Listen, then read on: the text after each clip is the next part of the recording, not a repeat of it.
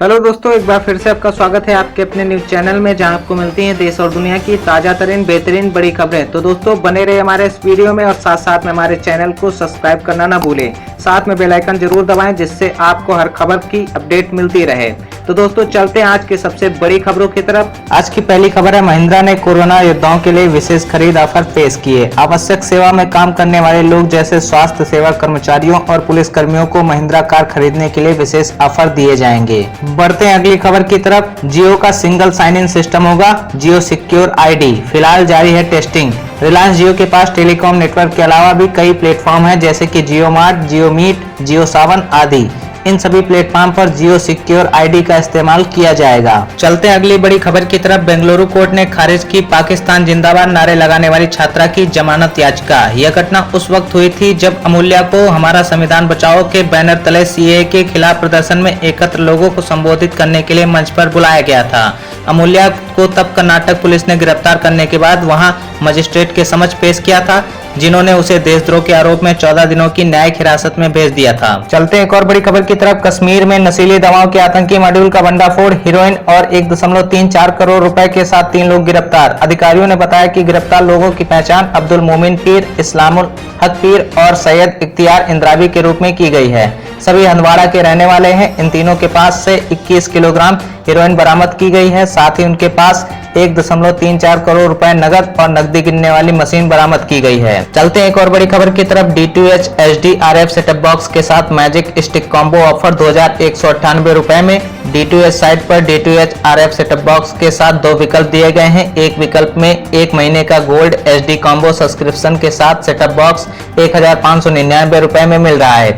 वहीं दूसरे विकल्प में 1 महीने का platinum HD combo channel pack 1799 रुपए में मिल रहा है। बढ़ते हैं एक और बड़ी खबर की तरफ। गर्म और शुष्क मौसम में सतह पर ज्यादा देर तक सक्रिय नहीं रह पाता कोरोना वायरस, नए अध्ययन में हुआ खुलासा। IIT मुंबई के रजनीश भारद्वाज और अमित अग्रवाल समेत अध्ययन दल में शामिल अन्य वैज्ञानिकों ने न्यूयॉर्क और सिंगापुर समेत दुनिया के लगभग 6 शहरों में संक्रमित रोगियों के खांसने या छींकने से निकलने वाले कणों के विभिन्न सतहों पर सूखने की अवधि पर गौर किया। अगली खबर के लिए चलते हैं तमिलनाडु की तरफ। हाईकोर्ट का तमिलनाडु सरकार से सवाल, केवल चेन्नई में लॉकडाउन लागू क्यों नहीं किया जा सकता। न्यायाधीशों ने स्पष्ट किया कि उन्होंने राज्य एवं शहर के निवासियों के तौर पर लॉकडाउन संबंधी सवाल जनहित में उठाया है और उन्होंने स्वतः संज्ञान लेते हुए जनहित याचिका की कोई कार्रवाई शुरू नहीं की है। बढ़ते हैं अगली खबर की तरफ। नोकिया 5310 भारत में लॉन्च होगा 16 जून को। नोकिया 5310 वाकई में कंपनी के लोकप्रिय feature phone Nokia 5310 express music का ही रिफ्रेश्ड वर्जन है।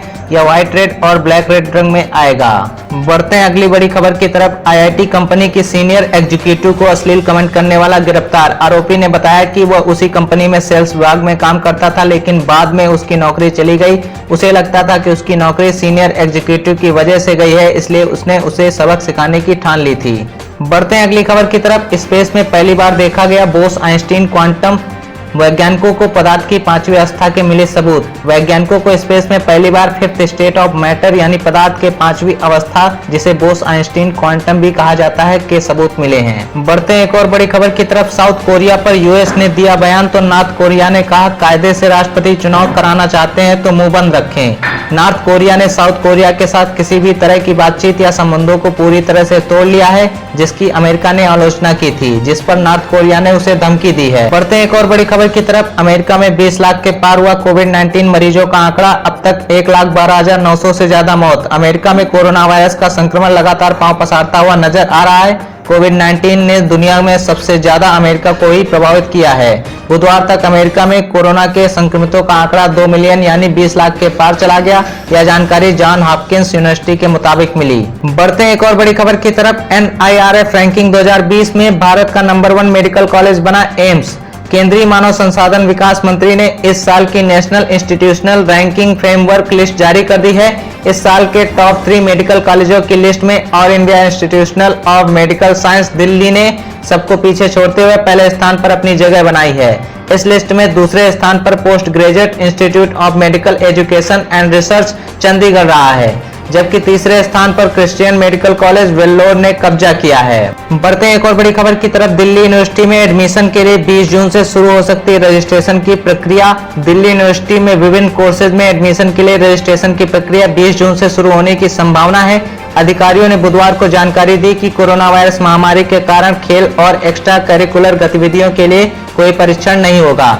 एडमिशन के बारे में हुई कमेटी की मीटिंग में फैसला लिया गया है कि 20 जून से 4 जून तक सभी कोर्सेज में एडमिशन के लिए रजिस्ट्रेशन किया जाएगा। दोस्तों, बढ़ते हैं अगली बड़ी खबर की तरफ। चेन्नई में कोरोना से मौतों का आंकड़ा हो सकता है दोगुना। मुख्यमंत्री ई.के. पलानीस्वामी ने आरोप से इनकार किया है। उन्होंने संवाददाताओं से कहा, जानकारी छुपाने से सरकार का कोई फायदा नहीं है।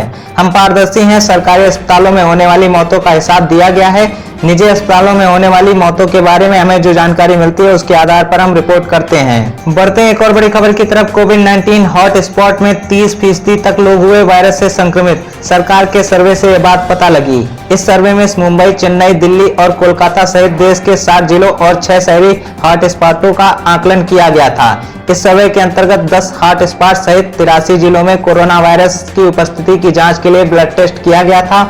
वैज्ञानिकों ने हर हॉटस्पॉट क्षेत्र से 500 और हर गैर हॉटस्पॉट जिले से 400 सैंपल कलेक्ट किए थे। अगली खबर के लिए चलते हैं जम्मू कश्मीर की तरफ। राजौरी में एलओसी पर पाक गोलीबारी से भारतीय जवान शहीद। भारतीय सेना ने भी पाक को मुंहतोड़ जवाब दिया है। इससे पाक को खासा नुकसान हुआ है। पाक गोलीबारी से एक जवान घायल और एक आम नागरिक भी घायल हो गया है।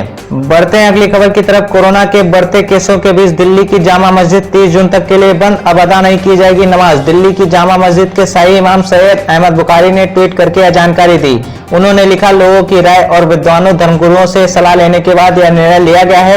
आज से 30 जून तक जामा मस्जिद में कोई भी नमाज नहीं अदा की जाएगी। बढ़ते हैं अगली खबर की तरफ। तमिलनाडु बाल सुधार गृह में 35 बच्चे कोरोना पॉजिटिव। सुप्रीम कोर्ट ने राज्य से जवाब मांगा। सुप्रीम कोर्ट ने संस्थानों में बच्चों के संबंध में राज्य सरकारों से प्रतिक्रिया मांगी है। कोर्ट ने कहा है कि हम एक प्रश्नावली राज्य सरकारों को भेज रहे हैं। हाई कोर्ट की किशोर न्याय समितियों प्रश्नावली का प्रसार करेंगी और डेटा प्राप्त करेंगी। तो दोस्तों, आज के लिए इतना ही। मिलते हैं अगले दिन अगली नई खबरों के साथ। तब तक के लिए धन्यवाद। हमारे चैनल को सब्सक्राइब करना ना भूलिए। साथ में हमारे इस वीडियो को लाइक करें और ज्यादा से ज्यादा शेयर करें। मिलते हैं अगले दिन। धन्यवाद। जय हिंद।